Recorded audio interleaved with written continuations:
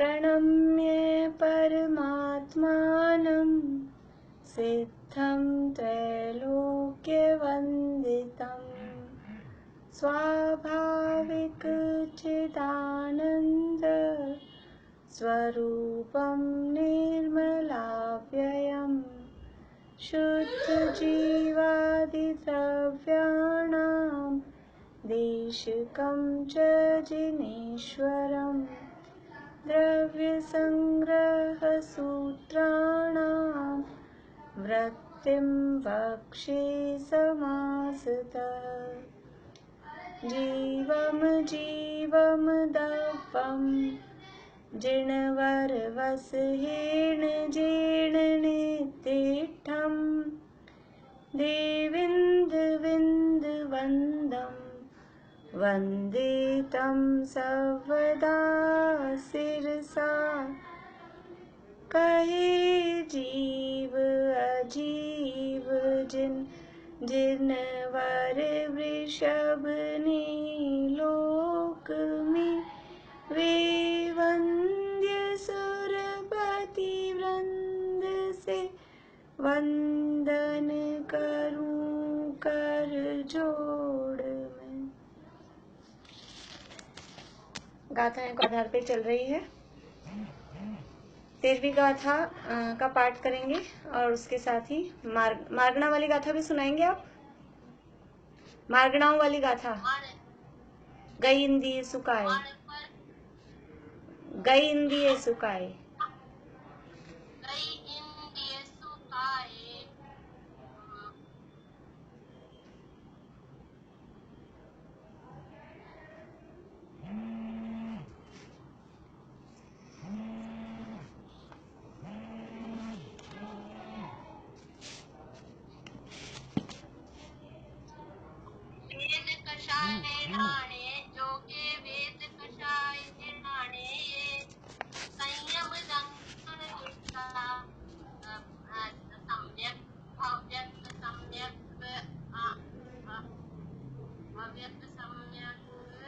भविया सम्मत सन्नी आहारे। चलिए, अभी थोड़ी कच्ची है आपकी, कोई बात नहीं, कोई बात नहीं। हाँ, चलिए। और कौन सुनाएंगे ये वाली गाथा? अर्पणा, आपको याद हुई? हाँ प्रीति, बोलो।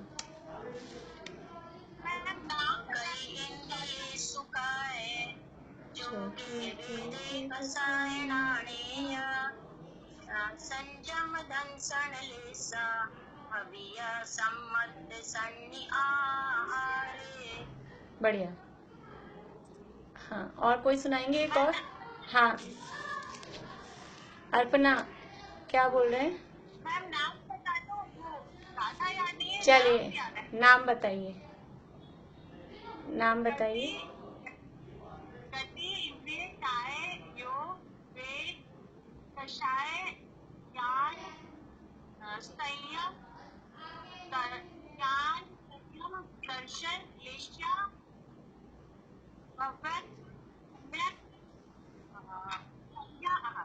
बढ़िया। ये 14 मार्गणाएं हैं। 14 मार्गणाओं की चर्चा 13वीं गाथा के आधार से हमारी चल रही है। तो 13वीं गाथा का पाठ हम सब मिलके करेंगे। पहले मगण गुण ठाणे हिय 14 हवंती तह सुधृणया विण्णेया संसारी सव्वे शुद्धाहु सुधृणया। मार्गणा स्थान और गुण स्थानों की अपेक्षा से देखा जाता है तो वो जीव अशुद्ध है, और शुद्ध नय की तरफ से देखें या अशुद्ध नय से देखें तो जीव मार्गणा स्थान वाले और गुण स्थान वाले हैं, और शुद्ध नय की अपेक्षा से सभी जीव शुद्ध हैं। तो यहाँ अशुद्ध जीवों का कथन चल रहा है, संसारी जीवों की बात तो चल रही है, और संसार में जीव कहाँ कहाँ कैसे कैसे पाए जाते हैं उनकी चर्चा मार्गणाओं के माध्यम से की जा रही है। मार्गणा स्थान 14 हैं। गति, इंद्रिय, काय, योग, वेद, कषाय, ज्ञान, संयम, दर्शन, लेशा, भव्यक्त, सम्यक्त, संगी और आहार। इस तरह से 14 मार्गना स्थान है और इन 14 मार्गना स्थानों में हमारी चर्चा कल तक काय मार्गना की हुई है। इस काय मार्गना को पढ़ने से क्या लाभ है, काय मार्गना में हमने क्या क्या पढ़ा कि काय मार्गना के जो भेद हैं, कितने भेद हैं काय मार्गना के? 6 भेद हैं। पृथ्वी कायिक, जल कायिक, अग्नि कायिक, वायु कायिक, वनस्पति कायिक और त्रस कायिक, ये 6 मूल में काय मार्गना के भेद हैं। और इसके साथ में हमने जो वनस्पति कायिक है उस वनस्पति कायिक में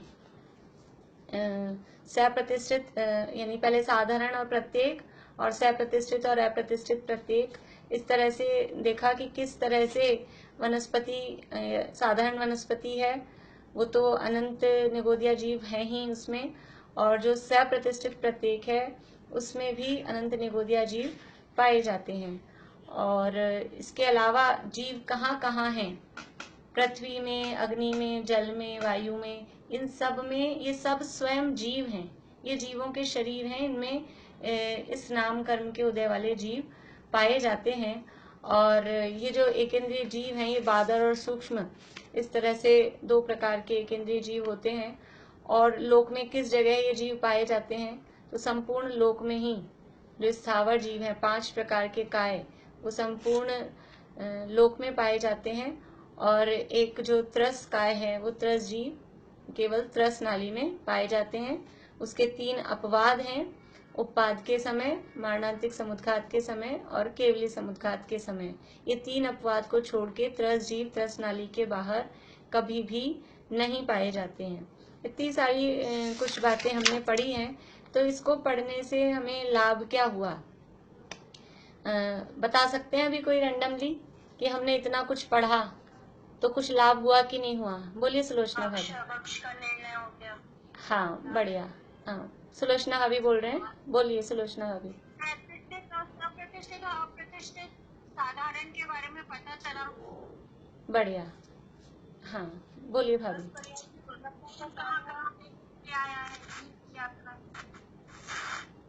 एक एक करके बोलिए। अभी सुलोचना भाभी बोल रहे हैं, पहले मुझे आवाज नहीं समझ में आ रही है, फिर 2-3 लोग एक साथ बोलते हैं तो।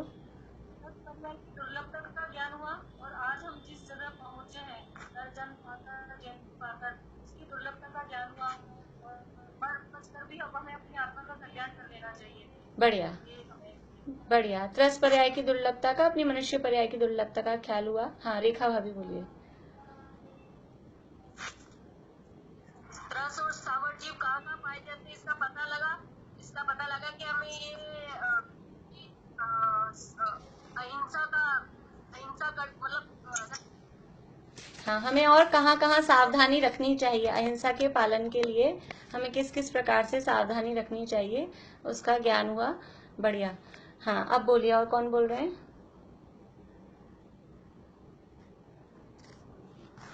इन सबको देख के परिणामों में कषायों में मंदता। बढ़िया। हमारे परिणामों में कषाय में मंदता आती है, वैराग्य का भाव उत्पन्न होता है, वैराग्य का भाव उत्पन्न होता है, यानी कषाय मंद होती। बढ़िया बढ़िया। और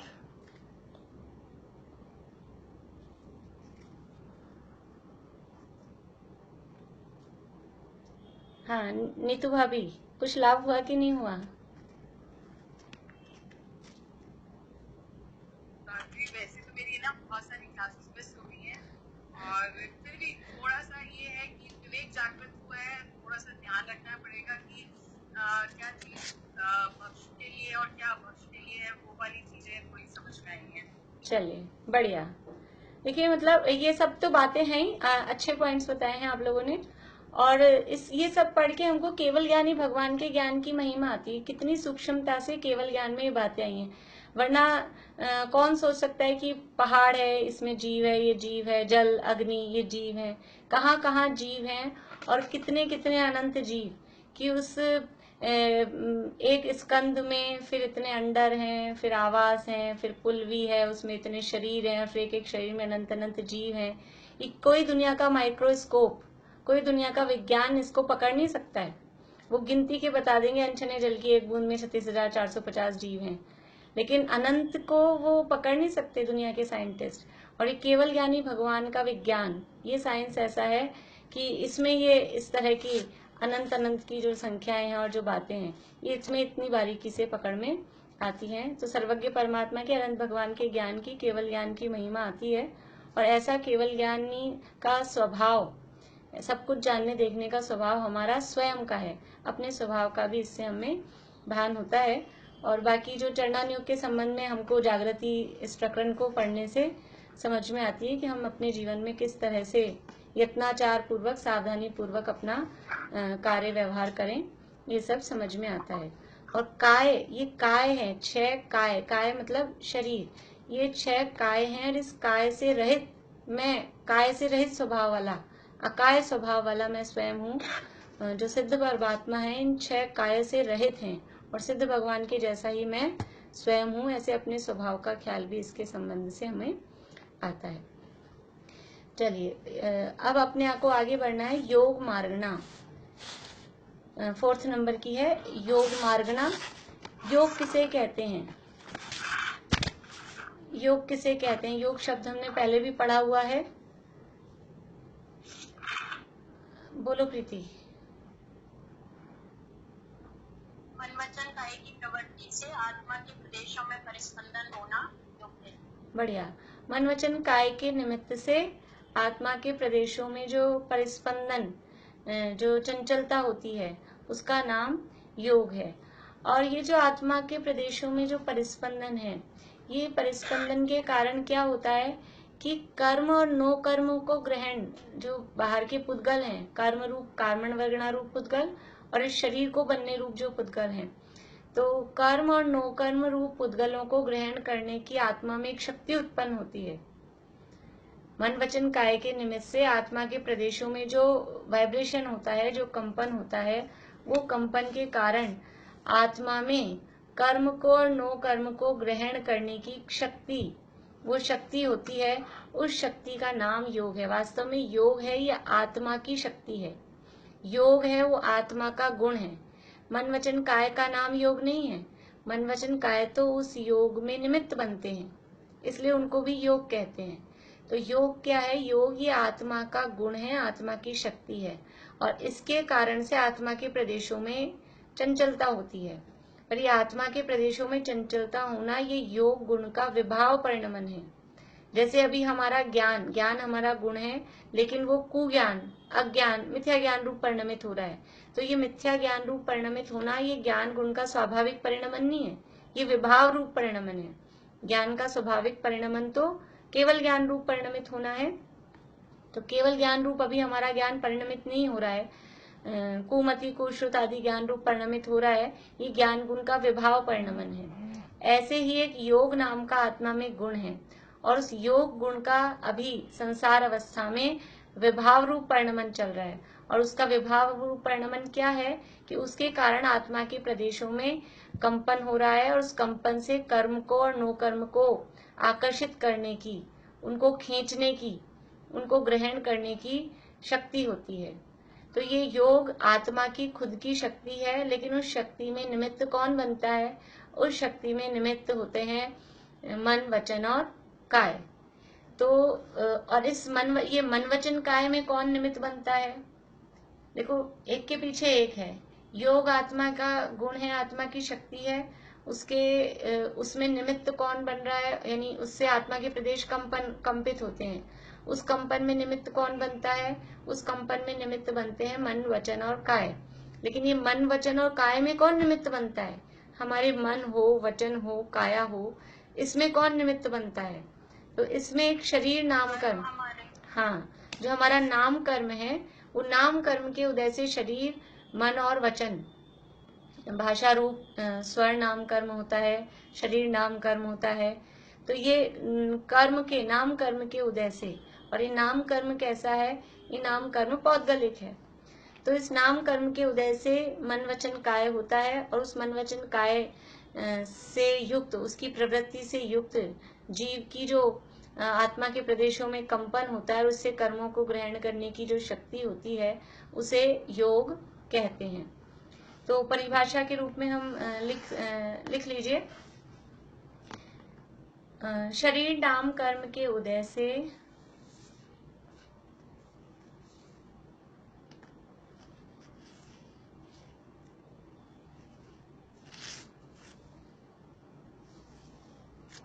मन वचन काय से युक्त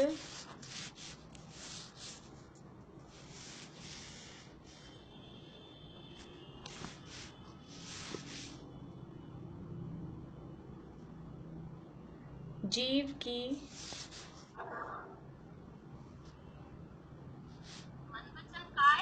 मन वचन काय से युक्त जीव की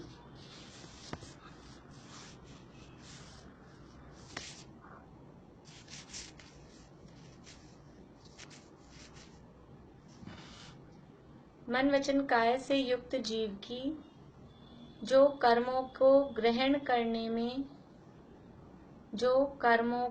ग्रहण करने में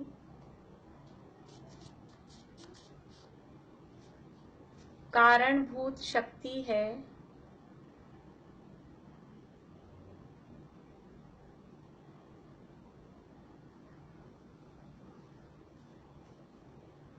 उसे योग कहते हैं। फिर से बोलती हूँ, शरीर नाम कर्म के उदय से मन वचन काय से युक्त जीव की जो कर्मों को ग्रहण करने में कारणभूत शक्ति है उसे योग कहते हैं। देखिए इसमें दो, जैसे हमारे आश्रव बंध संवर निद्रा मोक्ष दो टाइप के होते हैं, द्रव्य आश्रव भाव आश्रव। ऐसे ये योग भी दो टाइप का है, द्रव्य योग और भाव योग। और ये डेफिनेशन में दोनों बातें आ गई है। जैसे हम पूछे आश्रव किसे कहते हैं, सामान्य रूप से आश्रव किसे कहते हैं? बोलिए वर्षा भाभी। कर्मों का आना। ठीक है, और कोई कुछ बताना चाहते हैं? आश्रव किसे कहते हैं?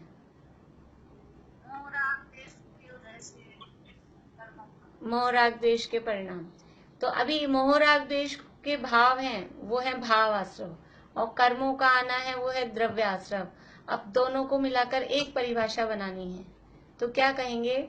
जीव के मोह राग द्वेष के परिणामों के निमित्त से कर्मों का आना, द्रव्य कर्म का या कार्मण वर्गणाओं का आना, वो आश्रव कहलाता है। तो इसमें दोनों बातें आ गई, मोह राग द्वेष के परिणाम रूप भावाश्रव भी आ गया, और कर्मों जो कार्मण वर्गणाएं पौद्गलिक आ रही हैं वो द्रव्य आश्रव भी आ गया। ऐसे ही यहाँ योग दो प्रकार का है, एक द्रव्य योग और एक भाव योग। तो हमने जो परिभाषा लिखी है, इस परिभाषा में दोनों गर्भित हैं। तो जो अपन ने ऊपर की बात लिखी, शरीर नाम कर्म के उदय से मन वचन काय से युक्त जो जीव है, मतलब शरीर नाम कर्म के उदय से मन वचन काय की जो क्रिया हो रही है, ये हो गया द्रव्य योग। और कर्मों को ग्रहण करने में कारणभूत शक्ति, कर्मों को ग्रहण करने में जो कारणभूत शक्ति है उसका नाम हो गया भाव योग। तो योग दो प्रकार का है, योग मार्गणा दो प्रकार की नहीं है, योग दो प्रकार का है।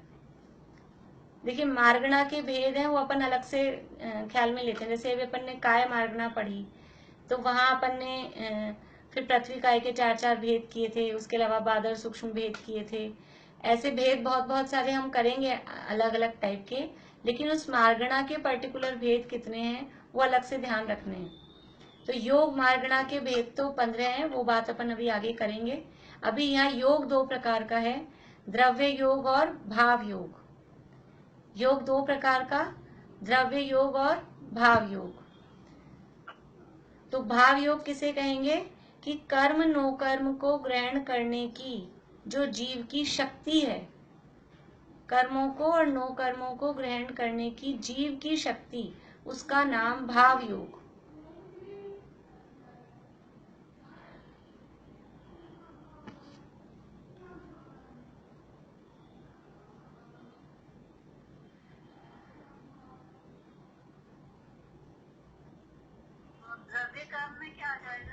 द्रव्य योग में आएगा आत्मा के प्रदेशों में परिस्पंदन या कंपन, या आत्मा के प्रदेशों की चंचलता, कोई भी शब्द लिख सकते हैं।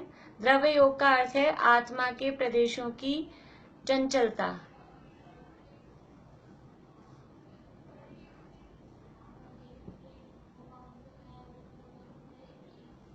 को सुन पा रही है? हाँ बोलिए। हेलो। हाँ बोलिए। मैं कह रही थी कि कर्म नौकर्म वर्णना को कर्म नौकर्म रूप में जो परिणाम आते हैं वो आत्मा की शक्ति को कहते हैं ना, मतलब उसको चेंज भी करते हैं योग कर्म में नहीं, योग तो मतलब है बस उसको आकर्षित करने की शक्ति, उसका नाम योग है। अभी वो चेंज होंगे वो एक अलग बात है, लेकिन आत्मा में ऐसी शक्ति है। देखिए जैसे चुंबक होता है, चुंबक में एक शक्ति होती है कि वो लोहे को आकर्षित करे। हर कोई चीज लोहे को आकर्षित नहीं करती है। प्लास्टिक है या दूसरा मेटल है या सोना है, चांदी है, वो लोहे को, आयरन को आकर्षित नहीं करते हैं। लेकिन जो मैग्नेट है, उस मैग्नेट में उस लोहे को आकर्षित करने की शक्ति होती है। तो वो जो उसकी शक्ति है वो चुंबक की है। तो ऐसे ही आत्मा में कर्मों को आकर्षित करने की शक्ति है। वो शक्ति का नाम योग है। वो भाव योग है। भाव शब्द जहां भी आएगा, द्रव्य और भाव, तो भाव शब्द होगा वो जीव की गुण या जीव की शक्ति को बताएगा, जीव की पर्याय को बताएगा। और जो द्रव्य शब्द है वो पुद्गल से रिलेटेड होगा। जनरली 99% ऐसा अर्थ द्रव्य और भाव में जहां भी होते हैं इस तरह का अर्थ निकलता है। तो जो भाव योग है वो कर्म नो कर्म को ग्रहण करने की जीव की शक्ति विशेष है, उसका नाम भाव योग है। और द्रव्य योग है, द्रव्य योग कहेंगे आत्मा के प्रदेशों में परिस्पंदन, यानी आत्मा के प्रदेशों में कंपन। और इस आत्मा के प्रदेशों के कंपन में निमित्त कौन है? इसमें निमित्त है मन वचन काय की क्रिया। हमने जो डेफिनेशन लिखी है इसमें थोड़ा सा हम और उसमें वो करेंगे। शरीर नाम कर्म के उदय से मन वचन काय से युक्त जीव के आत्मा के प्रदेशों में परिस्पंदन होने पर, परिस्पंदन रूप, ऐसे कर लीजिए, जीव के आत्मा के प्रदेशों में परिस्पंदन रूप जो कर्मों के ग्रहण करने में कारणभूत शक्ति है उसे योग कहते हैं। तो ये बात बराबर और क्लियर हो जाएगी। फिर से बोलती हूँ परिभाषा। शरीर नाम कर्म के उदय से मन वचन काय से युक्त जीव के आत्मा के प्रदेशों में परिस्पंदन रूप जो कर्मों के ग्रहण करने में कारणभूत शक्ति है उसे योग कहते हैं।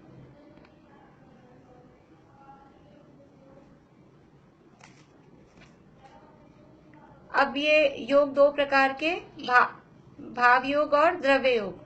तो भाव योग हुआ वो कर्म नो कर्म को ग्रहण करने में की जीव की शक्ति, जो जीव की शक्ति है वो है भाव योग। और द्रव्य योग क्या है? एक्चुअल में द्रव्य योग क्या है? एक्चुअल में द्रव्य योग है आत्मा के प्रदेशों में परिस्पंदन, और वो परिस्पंदन होने रूप या कर्म नो कर्म को ग्रहण करने रूप जो शक्ति है वो है शक्ति भाव योग। और जो कंपन हो रहा है वो कंपन है द्रव्य योग। अब उस द्रव्य योग में निमित्त कौन बनता है? उस द्रव्य योग में निमित्त है मन वचन काय की प्रवृत्ति, मन वचन काय की क्रिया, ये द्रव्य योग में निमित्त है। और इस मन वचन काय की क्रिया में कौन निमित्त है? तो वो शरीर नाम कर्म, वो उसमें निमित्त है। तो ये द्रव्य योग में समझ लीजिए 3 स्टेप निमित्त की अपेक्षा से बन जाएंगे। द्रव्य योग यानी आत्मा के प्रदेशों में परिस्पंदन अथवा कंपन, और उसमें निमित्त कौन हो रहा है? मन वचन काय की क्रिया। और मन वचन काय की क्रिया में निमित्त कौन है?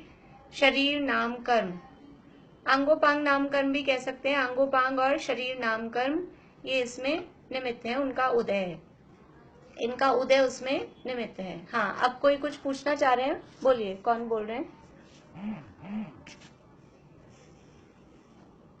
नहीं है कोई भी? ठीक है। तो इस तरह से, हाँ जी, तीसरा पॉइंट वापस बोलिए। द्रव्य योग आत्म प्रदेशों में परिस्पंदन। हाँ, आत्म प्रदेशों में परिस्पंदन, और उसमें निमित्त है मन वचन काय की प्रवृत्ति या मन वचन काय की क्रिया। और इस मन वचन काय की क्रिया में निमित्त है अंगोपांग और शरीर नाम कर्म, शरीर नाम कर्म और अंगोपांग नाम कर्म। क्योंकि अंगोपांग नाम कर्म से ये समझ लीजिए द्रव्य मन है, और जो वचन रूप द्रव्य समझ लीजिए रसना इंद्रिय वगैरह है, वो अंगोपांग नाम कर्म के उदय से होती है। तो इसलिए आत्मा के प्रदेशों में परिस्पंदन ये एक्चुअल में द्रव्य योग है, और इसमें निमित्त होने से मन वचन काय इसमें निमित्त है, तो उनको भी उपचार से योग कहा जाता है। जो हमारा सूत्र है काय वांग मनः कर्म योगः, मन वचन काय की प्रवृत्ति को योग कहते हैं। तो वह मन वचन काय की प्रवृत्ति को योग क्यों कहा? क्योंकि वो मन वचन काय की प्रवृत्ति, मन वचन काय की जो क्रिया है वो आत्मा के परिस्पंदन में द्रव्य योग में निमित्त है।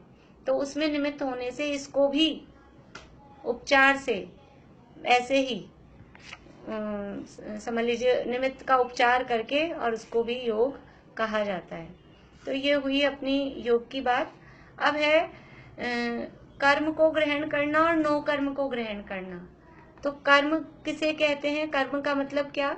ज्ञाना वर्णादि जो 8 कर्म हैं वो कहलाते हैं कर्म। और वो कर्म डायरेक्टली कर्म रूप तो होते नहीं है। ग्रहण क्या करते हैं हम? कर्म रूप में कहीं भी कोई दुनिया में ऐसे कर्म नहीं पड़े हैं। दुनिया में हमें क्या मिलेगा? लोक में सब जगह वो उसका रॉ मटेरियल, उसका नाम है कार्मण वर्गणा। तो ये कार्मण वर्गणा सब जगह भरी हुई है। और हमारे समझ लीजिए मन वचन काय के निमित्त से और मोह राग द्वेष परिणामों के निमित्त से मन वचन काय की चंचलता होती है, और ये अंदर एक कर्म और नो कर्मों को ग्रहण करने की एक शक्ति रूप भाव योग है। इन सबके कॉम्बिनेशन से वो जो कार्मण वर्गणा है वो कार्मण वर्गणाओं को हम ग्रहण करते हैं, और कार्मण वर्गणाओं को ग्रहण करके कर्म रूप परिणमित करते हैं। तो कर्म को ग्रहण करना यानी वो कार्मण वर्गणाओं को कर्म रूप परिणमित कराना, वो कहलाएगा कर्मों को ग्रहण करना। और नो कर्म किसे कहते हैं? नो कर्म किसे कहते हैं? बोलिए सुनीता आंटी, आवाज चालू करिए।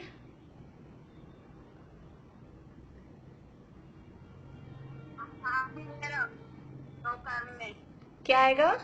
शरीर से संबंधित आहार। हाँ, शरीर संबंधित आहार और हाँ, बढ़िया। मुख्य रूप से शरीर और शरीर से संबंधित जो भी पदार्थ हैं तो वो कहलाएंगे शरीर के लिए जो रॉ मटेरियल है, और शरीर के लिए जो रॉ मटेरियल होता है वो कहलाता है आहार वर्गणा। शरीर को नोकर्म कहते हैं। सबसे मेन जो नोकर्म है वो है शरीर। तो नोकर्म को ग्रहण करना यानी शरीर के लिए, शरीर की पुष्टि के लिए जो वर्गणाएं होती हैं वो होती हैं आहार वर्गणाएं, और उन आहार वर्गणाओं को ग्रहण करना। तो कर्म को ग्रहण करना यानी कार्मण वर्गणाओं को ग्रहण करना, और नो कर्म को ग्रहण करना यानी आहार वर्गणाओं को ग्रहण करना।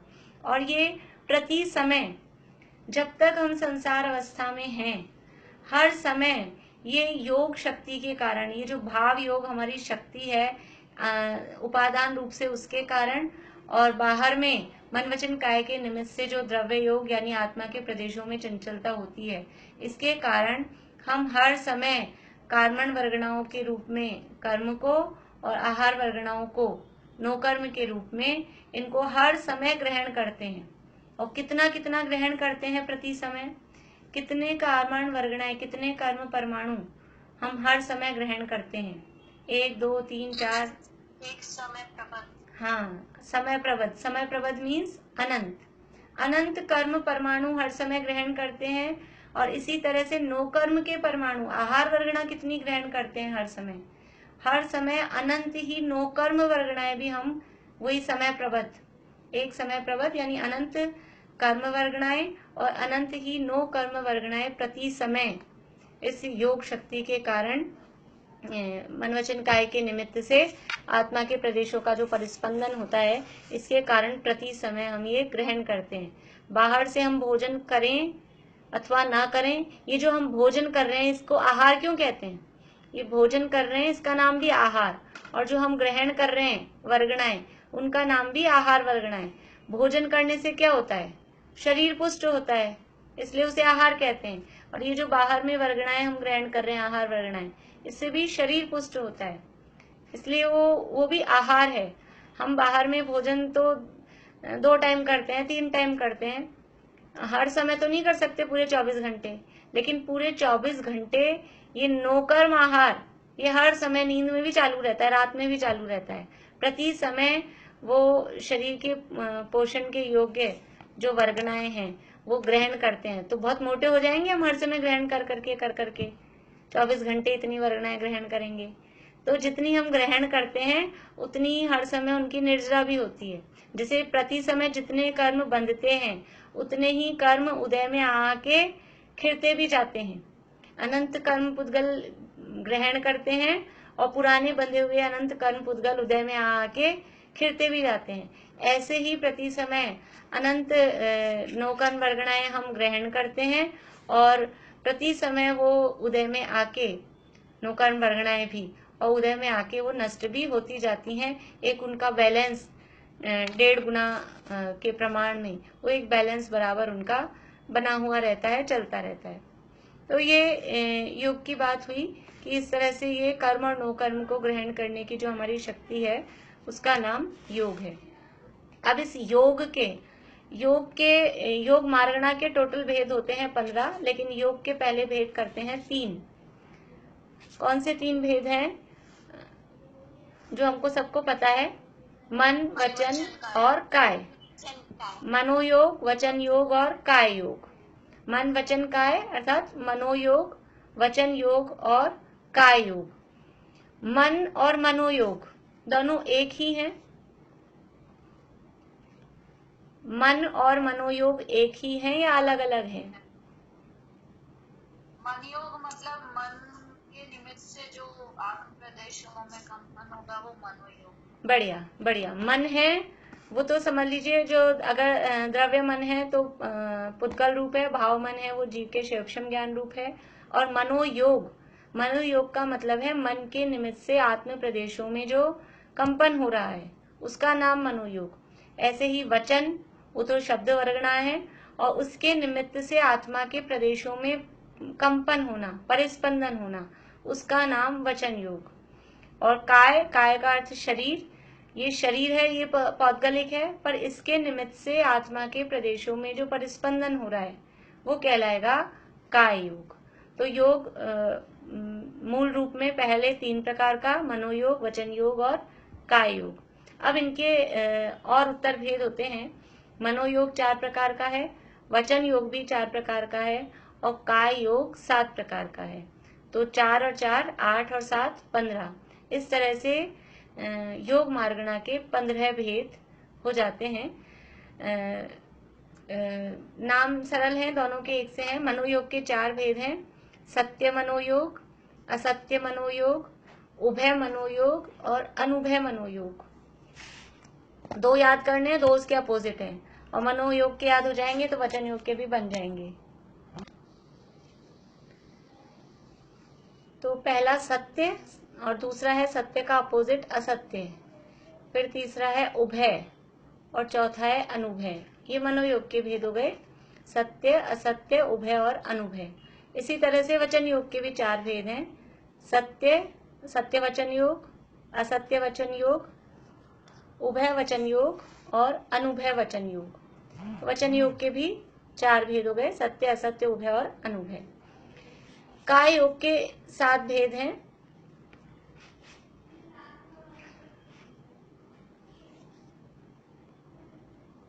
पहले आप ये बताइए, शरीर कितने प्रकार के होते हैं? शरीर कितने प्रकार के होते हैं? 5 प्रकार के। 5 प्रकार के। बढ़िया। कौन कौन से 5 प्रकार के शरीर होते हैं? उदारिक, वैक्रिक, आहारक, तेजस, कारमान। औदारिक, वैक्रियक, आहारक, तेजस और कारमन, ये 5 प्रकार के शरीर होते हैं। अब इन 5 प्रकार के शरीरों में से किसके निमित्त से हमारे आत्मा के प्रदेश चंचल हो रहे हैं? तो इनमें औदारिक, वैक्रियक, आहारक और कारमन ये शरीर है, इनके निमित्त से आत्मा के प्रदेशों में चंचलता होती है। तेजस शरीर साइलेंट है, उसको उसका ज्यादा रोल नहीं होता है। तो यहाँ पर काय योग उसी के आधार पे बने हैं। देखिए पहला है, अभी नाम अपन लिखते हैं, फिर सबका स्वरूप समझेंगे थोड़ा थोड़ा। औदारिक काय योग पहला है, औदारिक काय योग। फिर दूसरा औदारिक मिश्र काय योग। इनको भी याद करना सरल है, देखेंगे आप, सिमिलरिटी है इनमें। औदारिक, दूसरा हुआ औदारिक मिश्र, तीसरा है वैक्रियक काय योग, चौथा है वैक्रियक मिश्र काय योग। औदारिक मिश्र, वैक्रियक मिश्र। तीसरा आहारक काय योग, और नेक्स्ट है आहारक मिश्र। तो 6 ऐसे हो गए, 3 नाम है, 3 उनके मिश्र वाले, औदारिक मिश्र, वैक्रियक मिश्र, आहारक मिश्र। और 7वां है कार्बन काय योग। कार्बन का सिंगल है, कार्बन काय योग, इसमें मिश्र नहीं होगा, और तेजस काय योग भी नहीं होता है। तो 4 शरीरों के माध्यम से ही 7 प्रकार के काय योग, औदारिक मिश्र, वैक्रियक मिश्र, आहारक मिश्र और कार्बन काय योग। तो इस तरह से ये योग मार्गणा के 15 भेद हो गए। अभी वापस आ जाइए मनोयोग के 4 भेद हैं, सत्य मनोयोग, असत्य मनोयोग, उभय मनोयोग और अनुभय मनोयोग। देखिए 3 तरह की चीजें हैं। एक तो है पदार्थ, सत्य पदार्थ, सत्य यानी वस्तु, वो सत्य पदार्थ है। दूसरा है सत्य मन, और तीसरी चीज है सत्य मनोयोग। सत्य पदार्थ मीन्स जो वास्तव में जिसका एग्जिस्टेंस है, जो वो है। जैसे कि समझ लीजिए ये पेंसिल है, तो ये पेंसिल है फिजिकली, ये पदार्थ हो गया। अब इस पेंसिल को जानने वाला मन, अभी तो अपने को आंखों से दिख रही है, लेकिन यदि हम मन से जानेंगे इसे, तो इसको जानने वाला जो मन है, जैसे कोई और शब्द अपन लें जो अभी यहाँ नहीं दिख रहा है, जैसे हमने कहा जल, पानी, तो पानी, वो जो पानी है वास्तव में, पानी रूप जो पदार्थ, वो है सत्य पदार्थ। और फिर उस पानी को जानने वाला मन, वो होगा सत्य मन। और फिर उस जो पानी को जानने वाला जो मन है, उसकी जो प्रवृत्ति है, उस रूप जो प्रवृत्ति है, वो कहलाएगा सत्य मनोयोग। देखिए जब भी ये जो अपन मनःपरे ज्ञान की बात करते हैं, मनःपरे ज्ञान मन में स्थित विचारों को जानता है। तो मन में स्थित विचारों को जानता है, रूपी को जानता है। मन में स्थित विचार रूपी कैसे हो सकते हैं? तो जैसे अभी हमने मन में पानी को जाना, तो वो पानी रूपी है कि अरूपी है?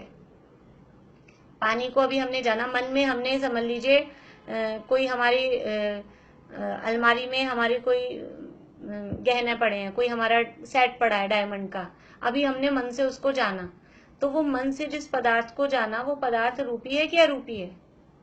रूपी है, पौद्गलिक है। इसी अपेक्षा से वो कहते हैं वो रूपी को विषय बनाता है। तो यहाँ सत्य पदार्थ हुआ एक, जैसे वो पानी, फिर उस सत्य पदार्थ को जानने वाला हमारा मन, वो हुआ सत्य मन, और उसके निमित्त से जो आत्मा के प्रदेशों में चंचलता हुई, वो कहलाएगा सत्य मनोयोग। ये हुआ सत्य। अब असत्य किसे कहेंगे? कि जो है नहीं, जो नहीं है और विपरीत है, वास्तव में नहीं है, उसको, वो जो पदार्थ, वो कहलाएगा असत्य। और उस विपरीत पदार्थ को विषय करने वाला जो मन है, वो असत्य मन, और उसके निमित्त से जो आत्मा के प्रदेशों में चंचलता हुई, वो कहलाएगा असत्य मनोयोग। 3 चीजें अपन देख रहे हैं, क्योंकि हमें पदार्थ में और योग में डिफरेंस नहीं समझ में आएगा। बोलिए आंटी। ये जो लाइट डिटेक्शन करते हैं, ये यही होता है क्या? सॉरी, फिर से बोलिए। इसका जो पता लग, मशीन से झूठ का पता लगाते हैं कि झूठ बोल रहा है किससे? मशीन से जो पता लगाते हैं, हाँ, पौद्गलिक, जैसे पौद्गलिक है तो वो मशीन उसको पकड़ सकती है। पकड़ पाती है उसको, पौद्गलिक होती है ना क्योंकि ये बातें, इसलिए। तो ये इस तरह से ही। अब उभय किसे कहते हैं और अनुभय किसे कहते हैं?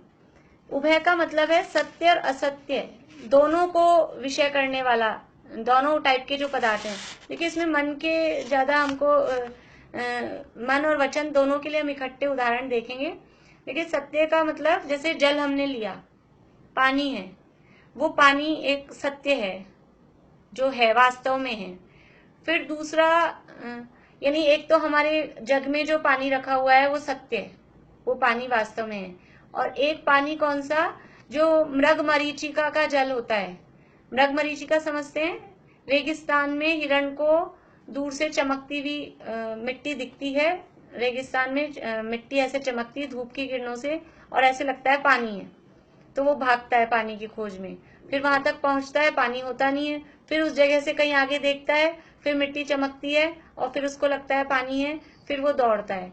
तो वो जो दिख रहा है पानी, वो एक्चुअल में पानी नहीं है, वो है असत्य जल। हमारे जग में जो पानी रखा है वो तो सत्य है, वास्तव में है। लेकिन जो रेगिस्तान में मिट्टी के चमकने से पानी दिखता है मृग मरीचिका में, वो है असत्य जल।